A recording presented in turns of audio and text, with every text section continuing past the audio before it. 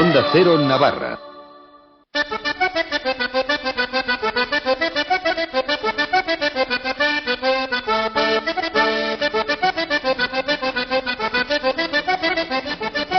Muy buenas tardes, como es habitual, cada 2 miércoles aquí en Onda Cero tenemos una cita con la Sociedad de Estudios Vascos Eusko Ikaskuntza. Ya saben que siempre nos proponen el acercamiento a diferentes temas de interés. Hoy tenemos un libro entre las manos, editado por Chalaparta, titulado Vivan los comunes, movimiento comunero y sucesos corraliceros en Navarra de 1896-1930. Un libro escrito por José Miguel Gastón, que hoy nos acompaña en Onda Cero. Muy buenas tardes. Buenas tardes. José Miguel Gastón es historiador, profesor del Instituto de Enseñanza Secundaria de Tafalla. Es además presidente del Instituto de Historia Económica y Social Jerónimo de Ustaritz. Ha escrito diferentes artículos en revistas especializadas y varios libros sobre la conflictividad social en Navarra, y es también uno de los coordinadores de la obra Los trabajos forzados en la dictadura franquista, parte del proyecto Esclavos en la Frontera. Yo no sé por qué centrar un libro en esto precisamente, ¿no? En el movimiento comunero. Pues bueno, hay muchas razones. La primera quizás es que yo creo que era una de las etapas y uno de los aspectos que menos se habían estudiado. En los diferentes artículos que se han ido publicando en los últimos años y en algunas de las obras monográficas que se han hecho, sí que ha habido referencias a estos conflictos, pero son referencias muy parciales. No ha habido durante estos años un estudio completo de lo que puede ser el movimiento comunero, y yo creo que merecían haberse hecho ya antes, y yo creo que en estos momentos pues ya hay una aproximación por lo menos. Había un vacío entonces, ¿no? Sí, había un vacío historiográfico. Yo creo que el movimiento comunero como tal no había surgido. Las protestas durante estos años sí que se habían analizado, pero como digo, pues yo creo que habría que meterlos en una categoría, por llamarlo de alguna forma, dentro de lo que es la protesta y la conflictividad social durante estos primeros años. ¿Cómo podemos definir o cómo podemos explicar este movimiento comunero? Bueno, ¿Cuál es el origen? El origen está relacionado directamente con la tierra, eso es evidente. En el comienzos del siglo XX o a finales del siglo XIX, como consecuencia de los procesos de privatización, la tierra quedó muy desigualmente repartida. Esto se conoce, es obvio. Y como respuesta a la necesidad de tierra que hay a finales del siglo XIX y principios del siglo XX, pues surge un movimiento que reivindica un reparto mucho más equitativo de la tierra. Previa restitución de lo que se había usurpado previamente por parte de las élites provinciales y posterior redistribución más equitativa entre todo lo que es la población. En esos momentos ya la emigración que había caracterizado los años finales ya no sirve como válvula de escape, y es necesario pues un movimiento que reparta la tierra para que pueda sobrevivir o mejorar sus explotaciones campesinas los propios campesinos. Entonces el movimiento comunero al final es una forma de protesta, una forma de conseguir un mayor reparto, pero desde mi punto de vista también tiene un elemento que le caracteriza, y es que el concepto de comunero directamente relacionado con el comunal, con esa misión que en Navarra, sobre todo durante el antiguo régimen y en el siglo XIX tuvo el comunal, pues le confiere un carácter especial en el sentido de que está relacionado directamente en lo que es el concepto de vecindad, concepto de concejil, concepto de comunidad campesina. Es decir, el comunero sería esa persona que, consciente de la importancia que tiene el comunal, lo reivindica como forma de mejorar la suerte de sus convecinos. ¿Cuál era el contexto socioeconómico de ese momento? Bueno, se salió en aquellos momentos de una crisis agrícola, o una crisis agraria mejor, de carácter ganadero y de carácter agrícola, que es la que comienza cuando llega la filoxera y llega la bajada del precio del cereal, la caída de los precios de la lana. Hay una década desde 1892-93 hasta principios del siglo XX de crisis. En ese momento es cuando el movimiento comunero todavía no ha surgido, pero se empiezan a percibir ciertos aspectos, en el sentido de que se solicita tierras para salir de esa crisis. Y ya cuando en 1905-1906 empieza a haber un poquito de luz al final del túnel, es el momento en el que la protesta, lejos de mitigarse, se incrementa, como consecuencia de que para salir de la crisis es necesaria la tierra, tanto para sobrevivir como decía antes, para mejorar sus explotaciones. Entonces en ese momento es cuando surge el movimiento comunero, que reivindica la necesidad de tierra para toda la población, y que por lo tanto hay que analizar qué es lo que ha ocurrido en el último siglo. Hay que buscar nuevas estrategias que pasan por no permitir o no seguir permitiendo que la burguesía o los corraliceros se sigan beneficiando ellos solos únicamente de la tierra.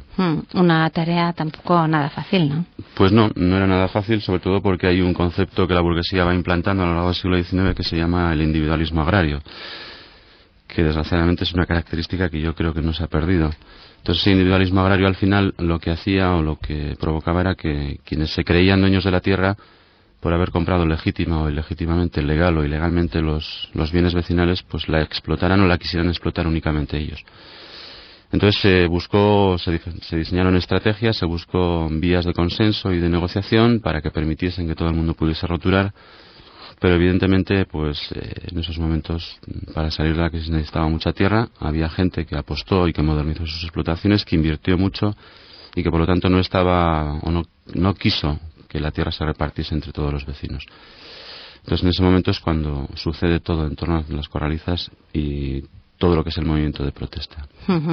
¿Cómo se estructura la obra, José Miguel? Pues hay un pequeño prólogo de Emilio Majuelo, que fue mi director de tesis en su momento, ya hace una eternidad. No tanto. Y ahora pues ha corregido el texto. Hay una primera parte donde se hace un estudio global, una especie de síntesis de lo que va a ser la segunda parte. En esa primera parte se parte un poco de lo que fue el contexto económico, las diferentes estrategias y el carácter de la protesta. Hay una pequeña aproximación a algunos de los protagonistas de la protesta, lo cual no debe ser entendido como una forma de oscurecer la labor del pueblo en general, pero sí que con este pequeño homenaje a aquellos que capitanearon la protesta durante esos años, pues lo que pretendo es poner rostro a la protesta, sin más, un rostro personal. Y luego en la segunda parte, que comienza con el título de Topografía del conflicto, lo que se hace es un estudio diacrónico a lo largo del tiempo de todos los conflictos que fueron surgiendo desde 1896 hasta 1930. Había dos formas de escribir el libro, una mucho más local, haciendo un estudio de cada uno de los pueblos que se han ido consultando o analizando, y otra más global o comarcal, que es la que he pretendido. Porque al final la idea es hacer un análisis del conflicto de forma que trascienda lo que es lo local, es decir, a buscar una respuesta más comarcal, incluso territorial, interrelacionando lo que ocurre en todos los pueblos, buscando causas y consecuencias que sean comunes en la medida de lo posible, buscando un modelo que se pueda aplicar a todo lo que es la comarca. Y así de paso, pues obligar al quien se vaya a leer el libro a que no solamente se lea su pueblo, que es a veces lo que nos interesa, y se lea todo lo que es la evolución de la protesta en la comarca. Claro. El ámbito geográfico es la Merindad de Olite. Sí, es la zona media por muchas cuestiones. La primera de ellas por una cuestión de salud, porque al haber hecho una investigación en archivos municipales y judiciales, pues la investigación es muy complicada, hay que consultar demasiados archivos. Y en ese sentido, pues me circunscribí a lo que es la zona media de Tafalla, de Navarra, perdón. Primero porque vivo allá, segundo porque sigo trabajando en el ámbito docente allá, tercero porque fue una de las zonas donde más conflictos surgieron en torno a 1908, 1920. Fue la zona donde murieron varios jornaleros como consecuencia de la protesta. Y fue la zona donde además se vendieron muchas corralizas y donde surgió un movimiento comunero con señas de identidad propia. Entonces, en el resto de Navarra, especialmente en la mitad sur, evidentemente tuvieron que surgir movimientos de este tipo, y lo que hace el libro es, a partir del análisis de una zona determinada, es invitar a que el resto de las zonas también se puedan consultar o analizar.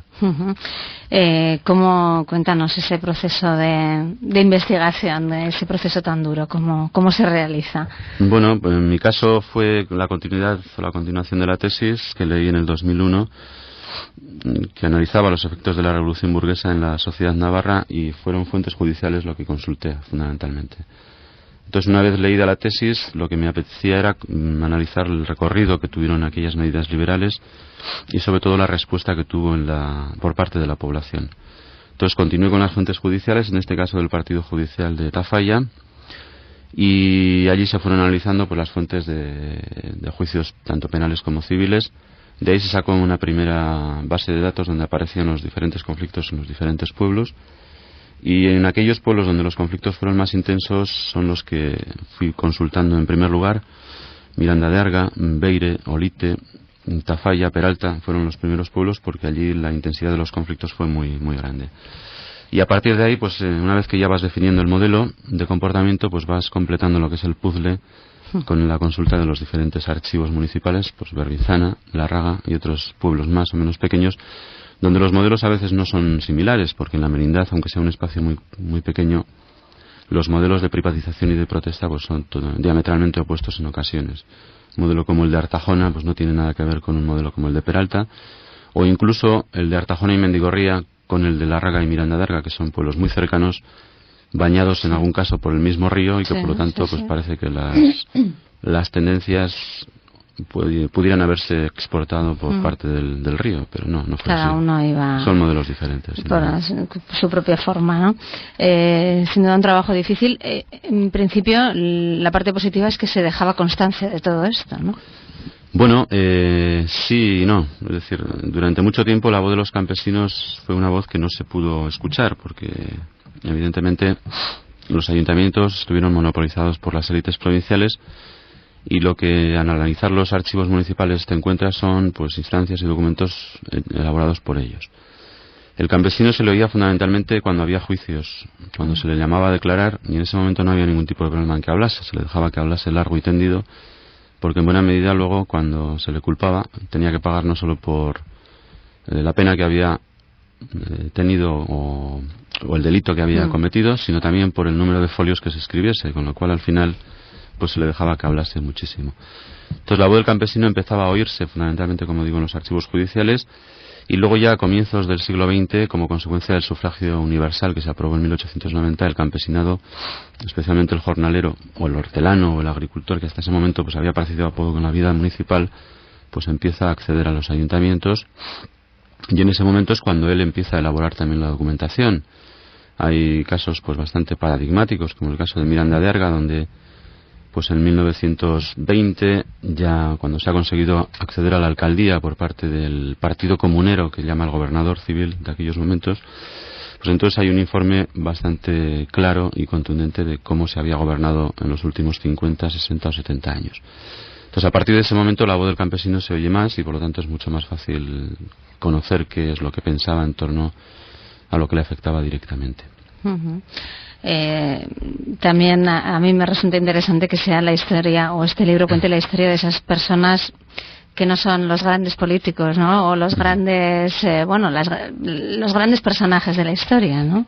Al fin y al cabo. No, al fin y al cabo la historia, pues evidentemente, como siempre está hecha por todos está también, hecha por ¿no? todos. El problema es que sus voces, como decía antes y dices ahora, pues no se han oído. Eran muy pocos los que... Había un concejal en Tafalla, Juan Unanua, que durante año y medio estuvo escribiendo en el Demócrata Navarro todo lo que fueron los sucesos de Tafalla, pero esto no era frecuente. En aquellos momentos, como decíamos, pues al final quien hablaba era quien tenía el poder de la palabra y sobre todo quien tenía el control de los medios de comunicación. Claro, que la prensa no reflejaba lo que estaba ocurriendo en estos pueblos, ¿no? No, en absoluto. La única prensa que en esos momentos, en 1908-1909, pues es el Demócrata Navarro, que se hace eco de lo que sucede en Tafalla, que es el centro neurálgico de la comarca y cuyos sucesos podían haber marcado, y de hecho lo hicieron un antes y un después, que podían haber sido tan dramáticos como en Miranda o en Olite, o quizás muchos más, porque estamos hablando de manifestaciones multitudinarias de 1.500, 2.000 personas en aquellos años, que son incluso tan numerosas como las manifestaciones clericales que en Navarra se hicieron en ese mismo momento, para un pueblo como Tafalla o para una comarca tan pequeña. Entonces, en esos momentos, pues bueno, los medios de comunicación obviaron lo que estaba sucediendo, salvo cuando tenían que criticar. En el caso del Diario Navarra fue muy, muy claro. 1903 ya, desde el momento en el que nace, las plumas más ácidas se dedican a criticar la labor social de la Iglesia. El pensamiento navarro también habla sobre el movimiento comunero, pero criticando al liberalismo como culpable de la venta de los bienes. El Demócrata se hace eco. El resto, salvo cuando hubo sucesos como los de Olite en 1914, en 1918 en Miranda, pues no dan cancha a lo que se va Eran sucesos que acababan en tragedia, ¿no? Sí, como los de Olite o Miranda acabaron en tragedia, por lo tanto había que hacerse eco. Cuéntanos. Sí, pues en Miranda en 1918, bueno, se llevaban ya 2 años intentando repartir un soto, que es el soto de la dehesa, que era prácticamente el único bien vecinal que quedaba por repartir en aquellos momentos. Porque en Miranda hubo un proceso de privatización muy intenso, donde apareció un señor que se llamaba Nazario Carriquiri, que compró numerosos bienes, que puso una vacada de ganado bravo comprando bienes en Larraga y en Bermizana, y prácticamente pues no quedaban bienes para el pueblo. Entonces el pueblo necesitaba sobrevivir en una época en la cual los precios de la subsistencia subió, había un soto inculto que se quiso roturar, había problemas porque ese soto había sido exceptuado de la desamortización para pasto del ganado de labor, los labradores se oponían al reparto, los jornaleros lo pedían. En 1918, ya cuando la Diputación permitió su roturación y parcelación para, en este caso, acabar con el déficit municipal de la hacienda municipal, pues hubo un malentendido por parte entre el ayuntamiento y los vecinos, y al final, en el momento de eclosión de la protesta, en octubre de 1918, pues la Guardia Civil salió a la calle y comenzó a disparar indiscriminadamente a la multitud, y acabó con tres jornaleros y con una mujer que quizás no mucho por los disparos, pero sí como consecuencia de todo lo que sucedió. Y en el caso de Olite pues fue algo parecido, pero diferente, en el sentido de que ahí fue una corraliza, la corraliza de Mendívil. Cuando el juzgado le dio la razón al corralicero, salieron después del pleno varios vecinos por la calle gritando, coaccionando a los hijos de los corraliceros, apedreando las casas, fruto de la desazón que embargaba a la mayor parte de la población. Acabaron varios vecinos en la cárcel. A la mañana siguiente se exigió su liberación. Hubo un rifirrafe entre la población y la Guardia Civil, y de nuevo los disparos pues acabaron con la vida de varios jornaleros. Son sucesos trágicos que son los que más se han historiado o narrado siempre, pero es el elemento dominante. Luego subyace evidentemente toda una protesta mucho más profunda, que no acababa con muertes, pero sí que acababa en muchos casos con varios días o meses en la cárcel por parte de algunos vecinos.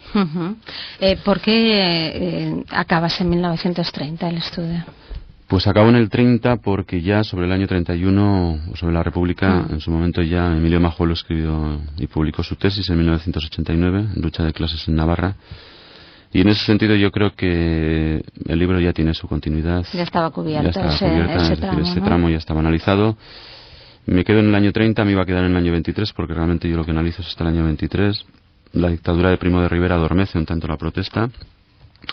Pero sí que me encontré en algunos pueblos, especialmente en Murillo el Fruto, y en algunos más, que durante la dictadura de Primo de Rivera el conflicto comunero continuó. Ya no se llamaba comunero, pero sí que tenía ese mismo carácter. La vuelta, ¿no? De alguna forma. Ahí se consiguió además que la Diputación reconociese el derecho de los vecinos a pedir el reparto de la tierra, y en buena medida pues los años de la dictadura en Murillo, en Caparroso y en varios pueblos más pues significaron que esos problemas que habían surgido anteriormente se fueran resolviendo poco a poco. Y eso, me quedo en el año 30 porque lo que sucede a partir del año 31 ya es otra cuestión. Hay un salto cualitativo de la protesta. El movimiento comunero ya para entonces ha desaparecido y se ha transformado en buena medida en un sindicalismo de clase, cosa que ya había empezado en los años previos. Sin duda uno piensa ahora o intenta pensar en aquellos años que no vivimos, ¿verdad? Que una cosa es tener el derecho a reivindicar la tierra y otra cosa es conseguir que te den esa tierra, ¿no? Que te la vuelvan a dar.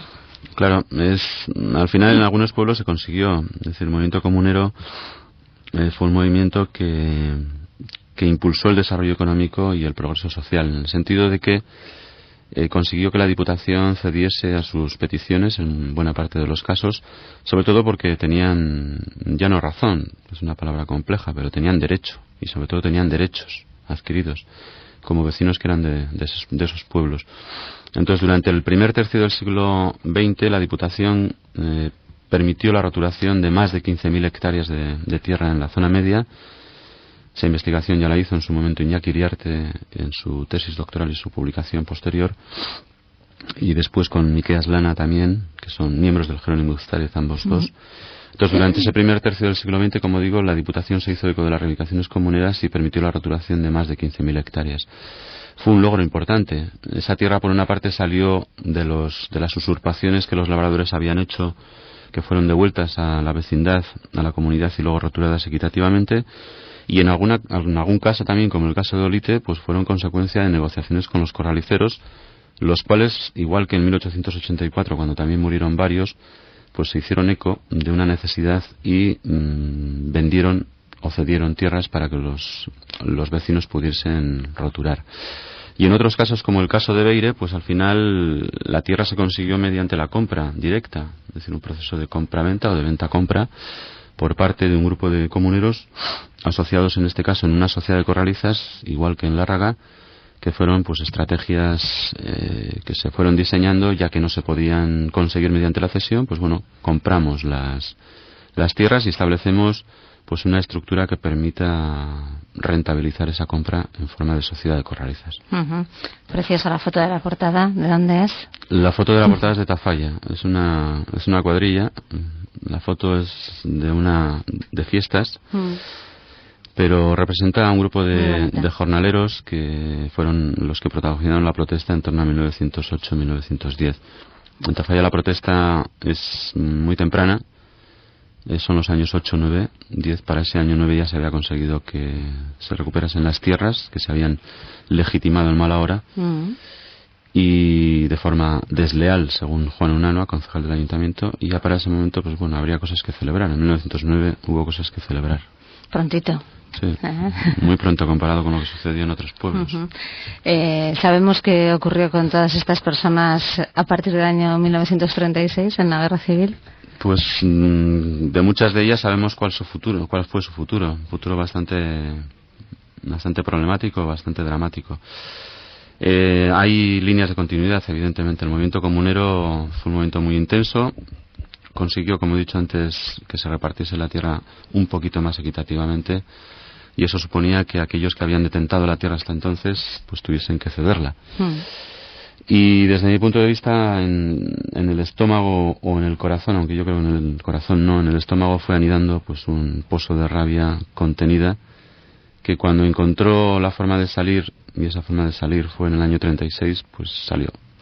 Salió en forma, pues yo creo que aunque sea muy metafórico, muy poético, desde un punto de vista negativo, salió en forma de balas. Y buena parte, como digo en el libro, de los que se habían sentado anteriormente a negociar con los corraliceros o con los labradores o incluso con la Diputación, costeándose a su costa el viaje, pues fueron los que luego fueron puestos en las tapias de los cementerios o en las cunetas. Faltaba quizás también en ese sentido poner nombres con el tiempo hacia atrás de aquellos que habían luchado y por qué habían muerto. Entonces, claro, en el caso de Miranda, por ejemplo, todo el ayuntamiento de 1923 o 22, que es el partido comunero, el ayuntamiento comunero, anticorralicero y rotulador libre, fue masacrado en el año 36. Unos directa y otros indirectamente porque ya no existían y fueron sus hijos los que sufrieron las consecuencias. Pues aquí está ese libro, Vivan los comunes, Movimiento Comunero y Sucesos Corraliceros en Navarra, 1896-1930, escrito por José Miguel Gastón, un libro al que nos hemos acercado con Eusko Ikaskuntza, la Sociedad de Estudios Vascos, que tiene su sede en Pamplona, en la Plaza del Castillo, 43 bis, tercero y cuarto D. El horario de atención al público es de 8 a 2 por las mañanas, de 3:30 a 5:30 por las tardes, de lunes a jueves. Los viernes atienden de 8 a 3. Tienen una página web a la que pueden acceder en la dirección www.eusko-ikaskuntza.org. José Miguel Gastón, muchísimas gracias por haber estado hoy con nosotros en Onda Cero. Muchas gracias a vosotros. Gracias a ustedes también por su atención. Les dejamos ahora con Idoia Altadil y José Antonio Cruz y unos minutos dedicados a los vinos de Navarra. Buenas tardes. Onda Cero, Navarra.